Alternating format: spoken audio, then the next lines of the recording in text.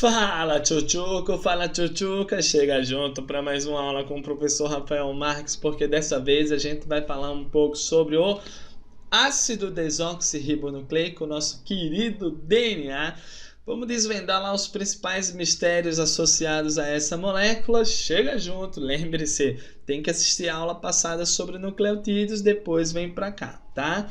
Sobre o ácido desoxirribonucleico, o nosso querido DNA, a gente vai comentar, moçada, que lá por volta de 1950 você tem um camarada chamado de Erwin Chargaff, que ele faz uma descoberta muito interessante, que é uma relação que ocorre entre purinas e pirimidinas. O que ele percebe, ó, gente? Ele percebe que a quantidade de adenina de uma molécula de DNA é sempre igual à quantidade de timina. A mesma coisa ocorre para a citosina e guanina. E aí, quando a gente vem para essa tabela aqui, ó, a gente começa a perceber o seguinte. A gente pega, por exemplo, aqui, ó, moçada, uma célula do timo humano, e você acaba percebendo que adenina e timina tem uma porcentagem muito semelhante, olha só, quanto guanina e citosina também. E qualquer outra amostra, né, qualquer outra análise que eu tenha feito, me trouxe o mesmo resultado.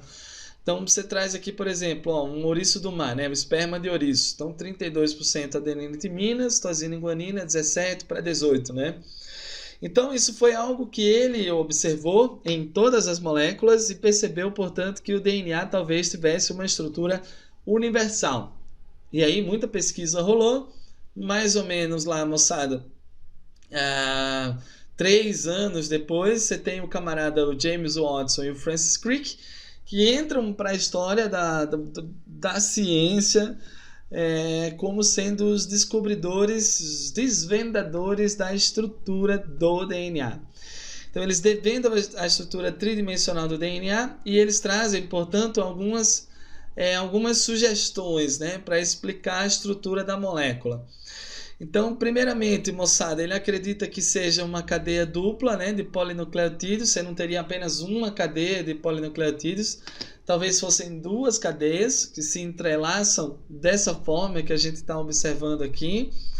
Além disso, moçada, as duas cadeias estariam ligadas por pontos de hidrogênio entre adenina e timina, citosina e guanina.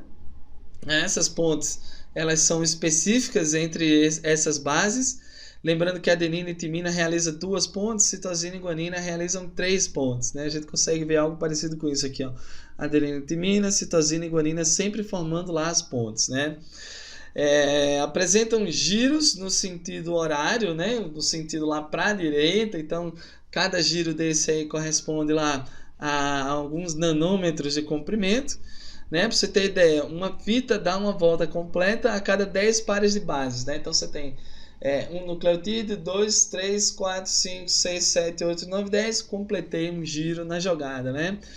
E por último, as cadeias se apresentam numa configuração antiparalela. Essa aqui é a estrutura a característica mais importante que você vai precisar para suas provas lá do seu Enem, do seu vestibular, do seu professor, da sua faculdade, sabe? Isso aqui aparece muito em qualquer tipo de prova sobre ácidos nucleicos. Então, o que a gente está vendo aqui? A gente está vendo um grupo de nucleotídeos, eu não sei se você consegue perceber, não sei se você consegue lembrar, mas aqui a gente vai ter, ó, carbono 1, aqui eu tenho carbono 2, carbono 3 aqui, ó, com a hidroxila, inclusive fazendo a ligação fosfodiéster, carbono 4 e o carbono 5, bem aqui, ó. Como você tem essa contagem, 1 com a base, 2, 3, 4, 5, a gente pode acabar dizendo que existirá uma extremidade aqui, ó, chamada extremidade 5'. Essa extremidade 5' corresponde ao carbono 5 que está livre no final dessa cadeia. Aí eu vou descendo, ó, pentose, fosfato, pentose, fosfato, pentose, fosfato, pentose, fosfato, bem monótono até o fim. A única coisa que muda são as bases, né? Mas vai lá, pentose, fosfato, pentose até o final. Chega no final eu tenho, ó, carbono 1, carbono 2, carbono 3, carbono 4, bem aqui, ó, carbono 5 na jogada. Então, você vai perceber que o carbono que está livre é o carbono 3, ó. Então você tem uma extremidade livre chamada extremidade livre 3'. Então essa fita aqui a gente diz que ela está no sentido 5' 3'. É o sentido que os cientistas escolheram, né, o parâmetro que eles escolheram para determinar essa organização entre as fitas. Quando você vai na fita ao lado, eu não sei se você está percebendo, mas aqui o nucleotídeo, olha só esse nucleotídeo aqui, ó, ele está de cabeça para baixo. Ele está de cabeça para baixo em relação a esse, né? Você vê aqui, ó, a ligação fosfodiéster está ocorrendo para cá, ó. Então seria carbono 1, 2, 3, 4, carbono 5. Né? Então, só para você dar uma olhada, aqui eu tenho carbono 1 com a base, carbono 2 aqui, ó, carbono 3 fazendo a ligação fosfodiéster, carbono 4 e o carbono 5. Ah, Rafa, então quer dizer que a extremidade 5' dessa fita está aqui embaixo? Exatamente, fofinhos. Ó, aqui você vai ter aquilo que eu chamo de extremidade 5' por causa do carbono 5. Aí eu vou subindo, ó, fosfato, pentose, fosfato, pentose, fosfato, pentose, fosfato, pentose, até o último nucleotídeo, ó. Deixa ele pousar aqui, ó. Tá chegando o último nucleotídeo. Aí você vai ter, portanto, carbono 1, carbono 2, carbono 3, mais ou menos aqui, né? Carbono 4, carbono 5 fazendo a ligação.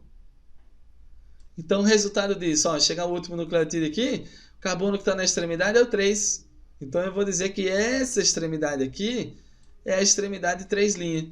Olha só que legal. Enquanto você tem uma extremidade 5', 3', nesse sentido, na outra tu vai ter a extremidade 3', 5'.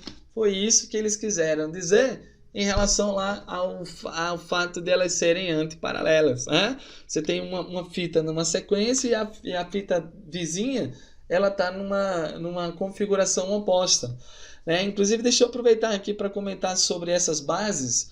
Olha só, imagina que aqui desse lado eu tenho a sequência adenina,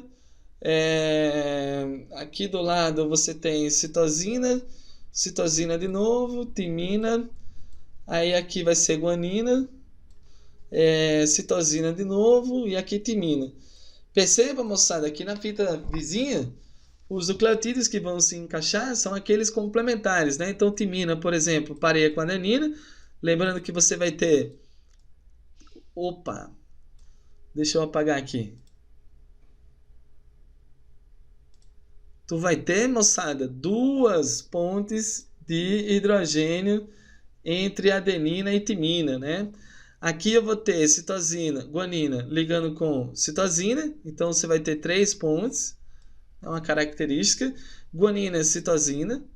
E aí, moçada, 3 pontos de hidrogênio. Timina com adenina. Aqui você vai ter 2 pontos, como sempre.